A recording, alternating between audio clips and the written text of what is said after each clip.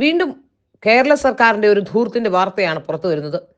ജോലി ഒന്നും തന്നെയില്ല, മാസശമ്പളം 15 ലക്ഷം രൂപ. ചീഫ് വിപ്പ് ഡോക്ടർ എൻ ജയരാജന്റെ പേഴ്സണൽ സ്റ്റാഫിനെ കുറിച്ചുള്ള കാര്യങ്ങളാണ് പുറത്തു വരുന്നത്. ചീഫ് വിപ്പ് ഡോക്ടർ എൻ ജയരാജന്റെ പേഴ്സണൽ സ്റ്റാഫുകൾക്ക് പ്രതിമാസ ശമ്പളം 15 ലക്ഷം രൂപയെന്ന് വിവരാവകാശ രേഖ. ഒരു വർഷം ശമ്പളം മാത്രം 1.8 കോടി. കൂടാതെ എല്ലാ വർഷവും ഒരു മാസത്തെ ലീവ് സറണ്ടർ, അതായത് ഒരു മാസത്തെ അധിക ശമ്പളവും ലഭിക്കും.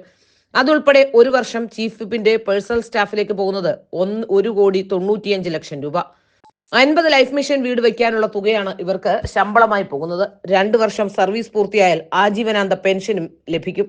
ക്യാബിനറ്റ് റാങ്ക് ഉള്ളതുകൊണ്ട് മന്ത്രിയുടെ തന്നെ പത്രാസാണ് ചീഫ് വിപ്പിനും. 25 പേഴ്സണൽ സ്റ്റാഫുകളെ ചീഫ് വിപ്പിന് ലഭിക്കും. ഉമ്മൻചാണ്ടി സർക്കാരിന്റെ കാലത്ത് PC ജോർജ് ചീഫ് വിപ്പ് ആയപ്പോഴും ആദ്യം 30 പേരെ പേഴ്സണൽ സ്റ്റാഫിൽ വെച്ചെങ്കിലും പിന്നീട് അത് 10 ചുരുക്കുകയായിരുന്നു. അക്കാലത്ത് ചീഫ് വിപ്പ് നിയമനത്തെ വിമർശിച്ച LDF 2016 ഭരണം കിട്ടിയതോടെ CPIയിലെ K രാജനെ ചീഫ് വിപ്പായി നിയമിക്കുകയായിരുന്നു.